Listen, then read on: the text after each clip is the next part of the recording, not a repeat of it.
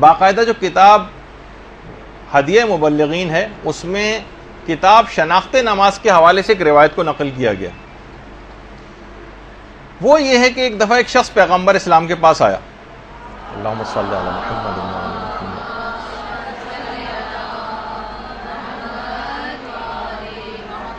کہنے لگا یا رسول اللہ میں بہت مالدار شخص تھا، اب میں بالکل فقیر ہو گیا ہوں.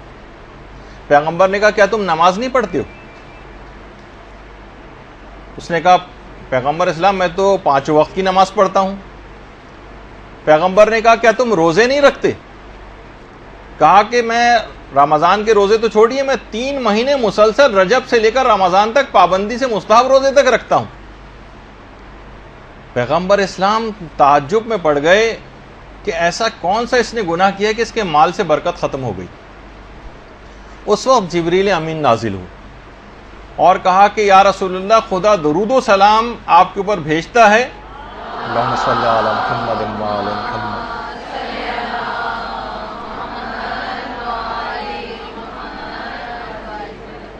آپ اس بندے سے کہہ دیں کہ اس کا جو باغ ہے اس باغ کے اندر ایک گھونسلہ ہے چڑیا کا، اس گھونسلے میں ایک بے نمازی کی ہڈی کا ایک ٹکڑا موجود ہے جس کی نحوست کی وجہ سے تمہارے مال میں بالکل برکت ختم ہو گئی اور تم مفلس و نادار ہو گئے. پیغمبر اسلام نے اس شخص کو یہ بات بتائی. وہ شخص اپنے باغ میں گیا اور وہ عام طور پہ ہوتا ہے نا جانور کوئی نہ کوئی ٹکڑا اٹھا کر لے آتے ہیں کسی ہڈی کا، وہ اس نے گھونسلے میں سے نکال کر کسی دور جگہ پھینک کر آیا. اس کے اثرات بد دور ہوئے اور دوبارہ مال کے اندر اس کے برکت آنی شروع ہوئی.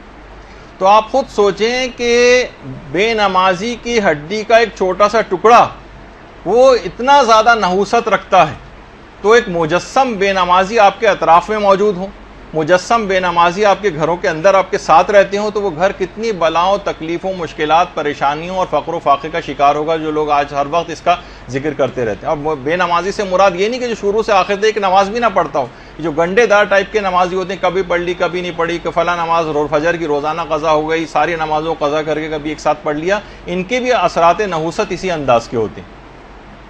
تو اگر آپ نے خود اپنے آپ کو نمازیں ٹھیک بھی کرنی، لوگ بڑے پریشان ہوتے ہیں جیسے اس نے آ کر کے میں 3 مہینے کے مستحب روزے بھی رکھتا ہوں، تمام نمازیں بھی پابندی کے ساتھ پڑھتا ہوں، کوئی واجبات اپنا چھوڑتا نہیں ہوں، پھر بھی میں مفلس ہوتا جا رہا ہوں.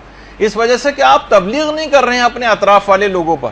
وہ اگر ویسے ہی خراب رہے اور آپ ذاتی طور پر اپنے عمل کو اچھا کرتے چلے گئے تو لا محالہ ان کے اثرات آپ تک پہنچیں گے اور یہی بے برکتی اور نقصان کا سبب آپ بنیں گے. جیسے کوئی بہت بدبودار چیز کمرے، آپ لاکھ خوشبو لگا کے بیٹھے رہیں اور کوئی سڑی ہوئی مچھلی کمرے میں لا کے رکھ دیں تو اس کے اثرات تک پہنچیں گے. آپ فقط اپنے لباس پر خوشبو سے اس گندے اور برے اور بدبودار چیز کے اثرات کو دور نہیں کر سکتے. تو بہت ضرورت اس بات کی، جب ہی ہم بار بار اس بات کو کہتے ہیں کہ تبلیغات کے اندر آپ اپنے آپ کو بھی اگر آپ کو ٹھیک کرنا ہے، اپنے حال کو بھی، تب بھی آپ کو تبلیغ کرنا پڑے گی، ورنہ دوسرے جو خراب ہوتے چلے جائیں گے آپ کے تبلیغ نہ کرنے کے نتیجے میں، اس سے آپ بھی متاثر ہوئے بغیر نہیں رہ سکتی. اس کی تبلیغ کریں، لوگ اس کو پڑھنا شروع کریں اور مسائل فقہ کے تحت صحیح طور پر نماز پڑھنا شروع کریں اور نماز کو بہتر سے بہتر بنانے کے لیے اب اقدامات شروع کریں.